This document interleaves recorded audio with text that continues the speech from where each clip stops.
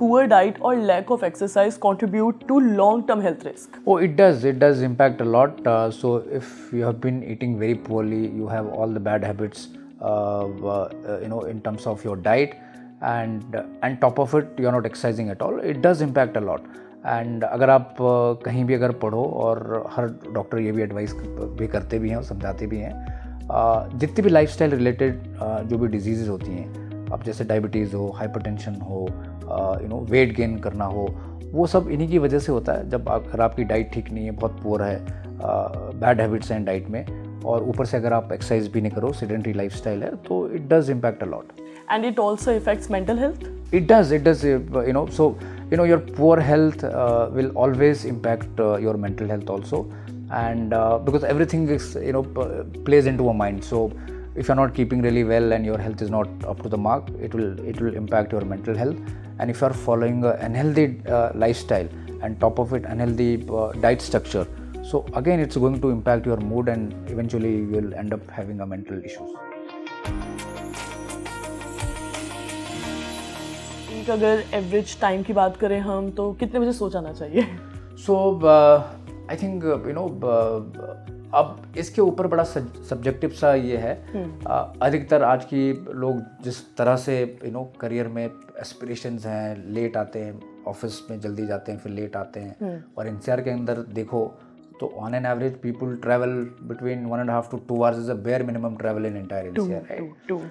So I think अलग अलग parameter हैं हर आदमी के हिसाब से, बट आइडियल ये है कि अगर आप 10 बजे तक अगर आप सो जाएं और सुबह फिर 5 साढ़े 5 बजे के आसपास उठें, so I think to me that seems to be the better the routine.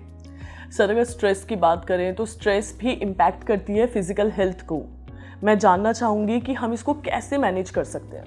तो स्ट्रेस एक बहुत बड़ा कारण है, और इसको किसी की भी लाइफस्टाइल से दूर तो नहीं किया जा सकता, बिकॉज जिस तरह की आजकल की लाइफ है उसमें स्ट्रेस होता ही है. No matter how much ever you try to kind of deflect it, but stress will always be there. But then you should find means and ways of reducing this, not having a stress.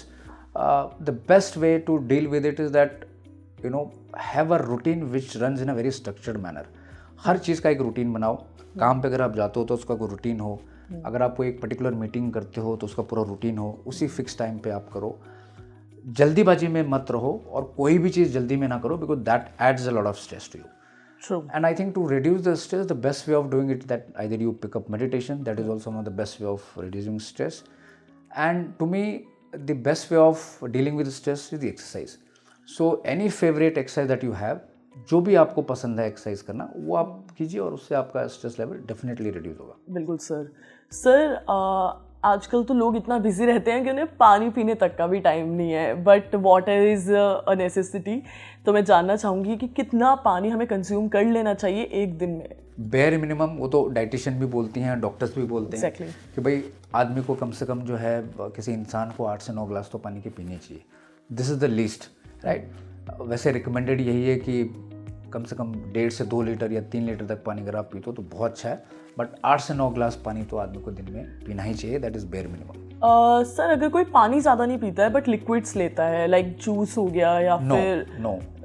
not really recommended. Okay. So if one has to take care of their health, the water is very very essential. It plays crucial role. So I would always advise that bare minimum that you can do justice to your body, have 8 glasses of water in a day. If you can increase the quantity of it, then please have at least minimum 2 to 3 litre of water. Sir, इससे मुझे याद आया कि ऐसा भी बोलते हैं कि हमको रात में पानी कम पीना चाहिए, रात में पानी नहीं पीना चाहिए. मतलब इट्स अ मिथ या फिर इट्स अ फैक्ट? उसका कोई एक scientific evidences really I am not aware of it honestly, because I am not a doctor and expert on this. But normally लोग ये बोलते हैं कि रात को पानी इसलिए नहीं पीना चाहिए कि हो सकता है कि आपको फिर अर्ज हो वॉशरूम जाने की, सो आपकी स्लीप डिस्टर्ब हो. That is the only reason I think, to best of my knowledge. Otherwise इसका कोई और रीज़न नहीं है.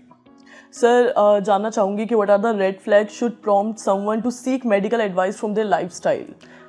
सो आई थिंक अगर if you are not exercising, आपकी बहुत सेडेंटरी लाइफस्टाइल है, आपके पास टाइम नहीं है कि आप 30 मिनट्स भी अपनी बॉडी को दिन में दे पाओ every day, and you have been neglecting exercise for many years now, and especially if you have the family history of diabetes and let's say hypertension, and some illness which is really scary, then one needs to consult a doctor on a periodic basis. And the best way to deal with it is just go for a regular health checkup at least once in a year and get yourself completely checked. Sure, health checkup is very important. Yes. People are not aware कि उनको health checkup कराते रहना चाहिए इन a year और इन 6 months. अगर आपका lifestyle बहुत ज़्यादा ख़राब है तो 6 महीने में एक बार तो ज़रूर कराना चाहिए. Sir, how does poor diet और lack of exercise contribute to long term health risk? Oh, it does impact a lot. So if you have been eating very poorly, you have all the bad habits, in terms of your diet, and top of it, you are not exercising at all. It does impact a lot.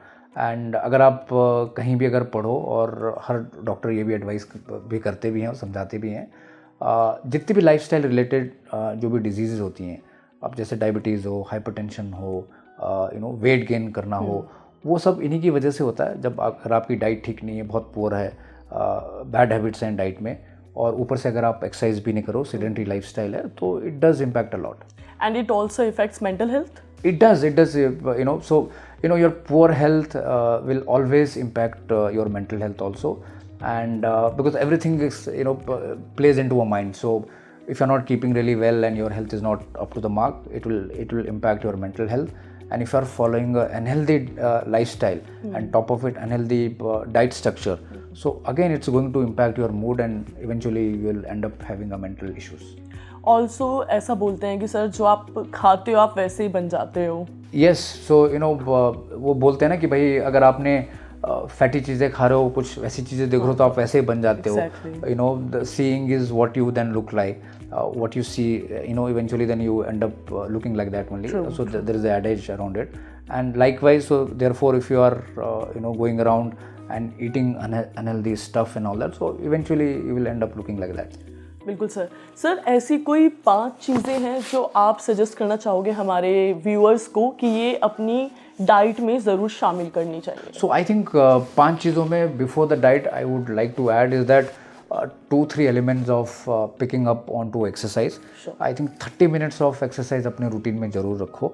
This is the least that you can do justice to your body. And लोग बोलते कि शरीर एक मंदिर होता है, it's a temple, so it has to be worshipped. So I feel is that worshipping this body in form of giving the exercise to it is the best way of serving it. And healthy diet रखो. अधिक से अधिक कोशिश करो कि अगर आप office जाते हो, बिजी लाइफ भी अगर आपकी, तब भी आप घर का खाना कैरी करो, डब्बा साथ में लेके जाओ घर से. The best food is always the home cooked food, so that's always advisable. पानी ज़रूरत से ज़्यादा पिए, एटलीस्ट बेयर मिनिमम इंश्योर करो कि 8 से 9 ग्लास तो पानी के आप ज़रूर पियो. बिल्कुल सर. और अगर आप अच्छा से क्वांटिटी बढ़ा सकते हो तो एडवाइजेबल ये है कि 2 से 2.5 और 3 लीटर तो एटलीस्ट मिनिमम आपको पानी पीना चाहिए. और अपनी हेल्थ में अच्छी आदतों में, जैसे बोलते हैं ना, काइजन थ्योरी एक होती है, small incremental changes in your lifestyle will bring about good changes eventually at the end. So अच्छी चीज़ों को अपनी लाइफ में लेके आओ, which improves your health, which improves your diet overall. बिल्कुल सर. और जैसे हम बात कर रहे थे कि डाइट इम्पॉर्टेंट है, एक्सरसाइज इम्पॉर्टेंट है, स्लीप भी इम्पॉर्टेंट है, और लोग ये तो बोलते हैं कि हमें वैसी अभी बहुत सारे ऐसे प्रोडक्ट्स भी आने लगे हैं मार्केट में फॉर वेट लॉस और for many things, but actual में सिर्फ एक्सरसाइज और एक अच्छी डाइट से आप अपने आप को बहुत अच्छा कर सकते हैं. बट सर, एक क्वेश्चन और है कि सप्लीमेंट्स जैसे हम लेते हैं, तो क्या वो सच में इम्पॉर्टेंट है, हमें लेने चाहिए, या फिर हमारी एक डाइट इम्पॉर्टेंट? नहीं, सो मुझे नहीं लगता कि अनलेस डॉक्टर अगर फील करे कि भाई आपको सप्लीमेंट की ज़रूरत है, तो ही उसी कंडीशन में सप्लीमेंट की ज़रूरत शायद किसी इंसान को पड़ जाए. लेकिन अगर आप एक बैलेंस डाइट ले रहे हो, हेल्दी डाइट ले रहे हो, तो आपको, मुझे नहीं लगता कि बॉडी को सप्लीमेंट की कोई आवश्यकता है. हाँ, वो चीज़ दूसरी है कि अगर सपोज करो जैसे फॉर एग्जांपल विटामिन डी अधिकतर लोगों का बहुत कमी होता है आज की डेट में, so that could be one of the supplement which can be prescribed bye a doctor. Again that should be basis the consultation. Otherwise मुझे लगता नहीं कि कोई ऐसे कोई खास सप्लीमेंट की कोई ज़रूरत पड़ती है. And if one needs it, then eventually it has to be with the proper consultation with the doctor. बिल्कुल sir, and thank you so much sir for your time. It was a great interview. I hope कि हमारे viewers को समझ में आया हो कि एक अच्छा लाइफस्टाइल कितना ज़्यादा इंपॉर्टेंट है. Look at sir. Thank you so much sir.